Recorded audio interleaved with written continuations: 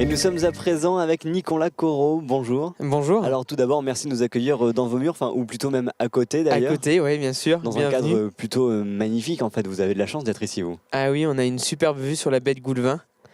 Une baie qui change régulièrement toute la journée. On a un tableau qui change tous les jours. Alors c'est ici que vous organisez la première journée, l'avant-première nationale et du coup finistérienne de la fête de la gastronomie. C'est ce vendredi 21 septembre.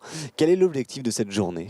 Alors l'objectif de la fête de la gastronomie, je crois que c'est de rassembler différents acteurs qui tournent autour de la gastronomie. Ce sont des producteurs, des agriculteurs, des chefs cuisiniers, de l'agroalimentaire aussi, parce que dans la nourriture qu'on se sert aujourd'hui et qu'on le consomme tous les jours, il y a différents acteurs. Et puis le but, c'est de regrouper tout le monde, d'en faire une grande fête et puis de communiquer les savoir-faire.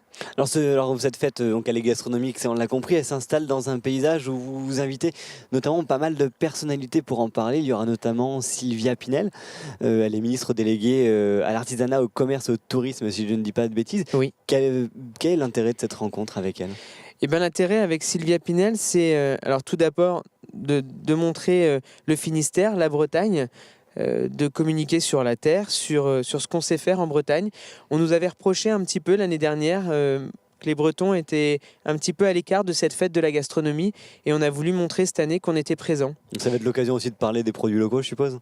Tout à fait, de parler du terroir et puis de parler aussi de parler des efforts que l'on peut faire, par exemple, sur un établissement tel qu'est la Butte aujourd'hui, un établissement que l'on classe aux normes, où on investit. Tout ça, ce sont des demandes qui ont été faites par le gouvernement et aujourd'hui, c'est leur montrer que bien sûr, en Bretagne, il y a des gens qui suivent les indications données et qui font avancer les choses. Alors, quelle autre personnalité pourra-t-on voir lors de cette journée-là ? Alors, nous aurons Roland Aiguy, donc, qui est président national de l'UMI, qui est un petit peu un défenseur des restaurateurs. Donc, l'UMI, il faut le rappeler, c'est l'union de tous les des cafetiers, métiers de l'industrie hôtelière.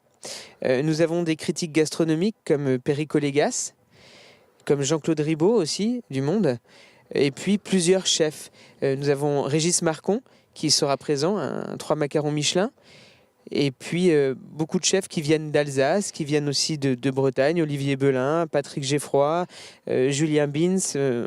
On a vraiment rassemblé plusieurs chefs différents qui font des choses différentes et qui viennent de régions différentes aussi, puisque c'est l'avant-première, que c'est un événement national et qui se déroule donc en Bretagne. Donc on a de la chance finalement. Ah oui.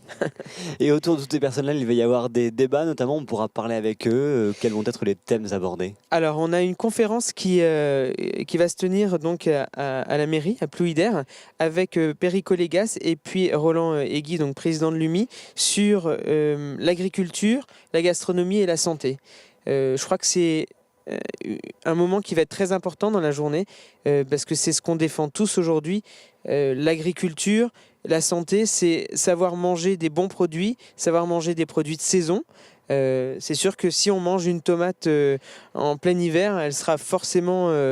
il y aura eu des pesticides ou des produits en fait, qui ont fait pousser cette tomate pas naturellement et pour la santé c'est pas terrible. Voilà, exactement, et c'est ce qu'il faut privilégier aujourd'hui, c'est le terroir, la saisonnalité et puis aujourd'hui on a la chance de pouvoir travailler avec des agriculteurs et ça c'est vraiment du bonheur, avec des producteurs qui sont proches en tout cas. Et ces conférences, elles s'adressent à qui concrètement ?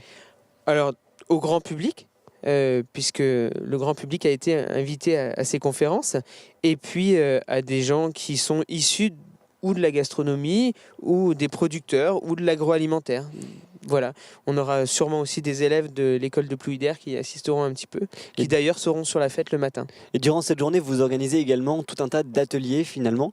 On va pouvoir découvrir pas mal de choses. Qu'est-ce qu'on va voir finalement ? Voilà, l'intérêt pour les ateliers, c'était d'allier en fait un producteur avec un chef. Et on a une douzaine d'ateliers comme ça, où on va pouvoir voir un chef progresser avec du chocolat, un autre avec le foie gras.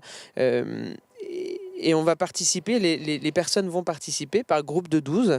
Les enfants de l'école participeront aussi. Et quand on participe, c'est quoi ? On fait la cuisine avec eux ? Alors on fait la cuisine avec eux, on partage un savoir, on apprend des techniques, les chefs vont nous montrer des techniques. Et puis aussi, on a des ateliers qui sont un petit peu différents, comme la célébration de la cérémonie du thé. Ouais. Alors ça, c'est parce que la fête de la gastronomie est fêtée aussi cette année aux États-Unis et au Japon. Et là, on fait un petit clin d'œil au Japon aussi. D'accord. Alors toutes ces animations-là, du coup, ça se passe comment? Elles sont gratuites, payantes, il faut s'inscrire? Alors, c'est sur inscription. Les ateliers sont déjà bien remplis. Donc il y a un numéro de téléphone Il y a un pour numéro de s'inscrire. téléphone qui est le numéro de téléphone du restaurant. Voilà, il s'affiche. Voilà. Et puis, vous pouvez encore nous joindre. Il reste quelques places pour ces ateliers qui vont se dérouler donc vendredi matin à partir de 9h45. Donc toute une journée, voilà, ça se passe à Plouidère. On est sur la fête de la gastronomie, ça va être aussi l'occasion de manger, je suppose, quand on vient dans un établissement comme celui-ci. Voilà, alors à l'issue de toutes ces conférences et puis des ateliers, il y aura un petit cocktail déjeunatoire qui va être servi et où là, on va avoir une trentaine de chefs qui vont préparer des petites choses à manger et puis faire découvrir leur savoir-faire. Et vous, du coup, concrètement, je suppose que vous allez courir partout durant cette journée. Vous êtes l'un des principaux organisateurs finalement. Oui, avec lecoqgourmand.com. Donc c'est une rencontre que nous avons faite il y a peu de temps et puis voilà, on avait envie de faire beaucoup de choses ensemble et puis là, je crois que c'est quelque chose qui a bien fonctionné.